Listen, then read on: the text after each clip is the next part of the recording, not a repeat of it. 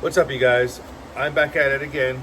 I went over to Crestview, Florida to pick up some Dodge Charger, 2012 Dodge Charger seats for the truck. They look like the Charger GT. You know, they got the bolsters on the sides, and I had my Charger before, and that's the seats that I really wanted. So I picked those up. I was able to put in the passenger one. The passenger seat was super simple. I'll show you guys how easy it was in a minute, but the driver's seat is a pain in the butt. So follow me as I continue to work through this, and I'll show you guys how I did it, so that if you guys do have some plans, or if you guys do want to get those SRT seats, or you guys can put them in your truck, your single cab, or whatever you want to put them in. So all right, guys, so I'm going to show you guys how I did it on the passenger side. So forgive me for the space here, but so what happened is these bolts right here were the original bolts that bolted up to the stock Dodge seat. So I removed this full rail, right? So this is still attached, this is still attached, but I removed the seat from those 8 bolts. There's 4 on each side. All right, so now I have a slider, the original stock slider for the Dodge seat, so that's good. On the Charger GT seat, I removed the actual slider from the passenger side, and the slider on the passenger side was held on by these 2 bolts here and here. So there's also 4 bolts on each side, and I removed those. So all I did was put the GT seat on top of the slider for the original Dodge seat, and I welded the 4 spots. So there's this one here, there's one in the back over there, this one here, and this one here. So don't judge my welds, they're dang good. But here's the stock slider, the stock Dodge mounts, and then where I welded the GT seat onto the slider. So basically it mounts pretty much centered on both sides. If you can kind of see it. It mounts centered on both sides. And then I welded it. All right, so there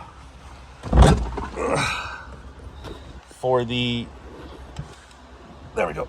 So for the seat belt, I cut down here, and then I welded it down here, right there. So, and don't worry, I added extra brackets over here for the metal, because this metal right here is kind of thin for the stock seats. So I added extra brackets down here at the bottom, make it nice and strong. All right, but the issue that I'm having now is the driver's seat. Okay, I have it all taken apart, and this one's a lot harder.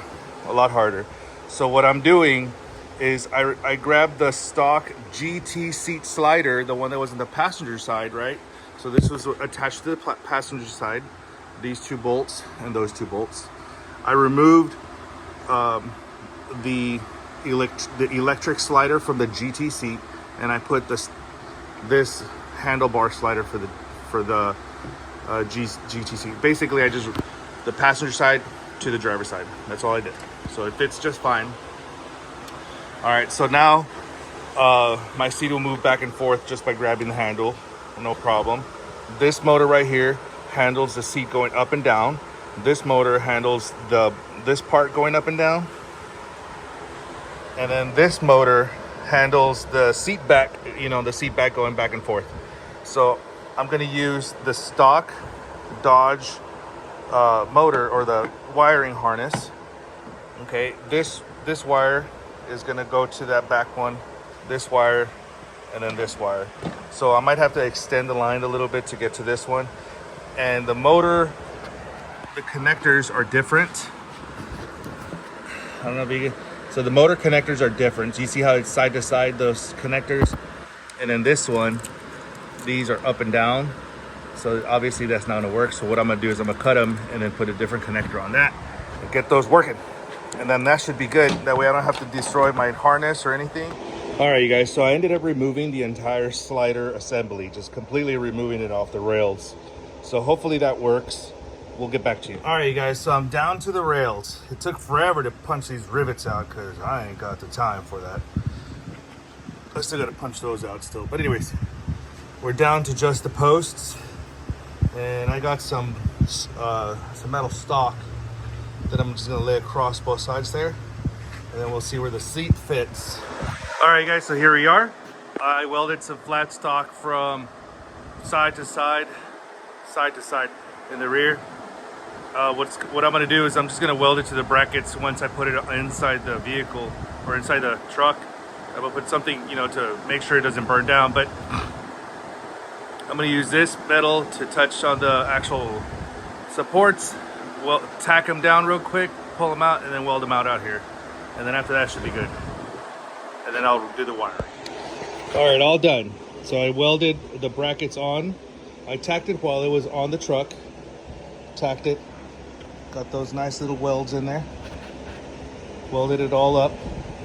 Added some bracket here. So I wanted to make sure that, you know, where the seat belts go, it's really strong. I welded the seat belt itself here. So I don't know if you guys can see that, but it's welded to this rail. And then it's welded under here, but don't worry about the splatter welds. We're good. Tested, #1 approved. All right, you guys. So I took the stock harness from the original, the Dodge, and basically you have these green ones, right? These green, and these green. So I used the one for one motor, 2 motors, and then the motor that brings the seat back and forth. So all I did was use these little connectors right there for each one.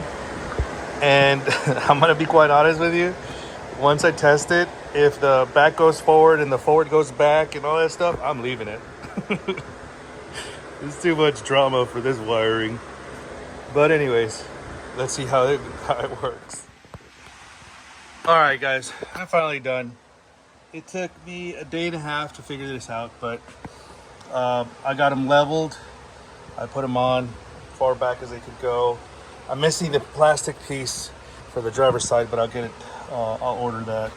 Aside from that, I've already explained how the passenger seat went. Let's go look at the driver's seat.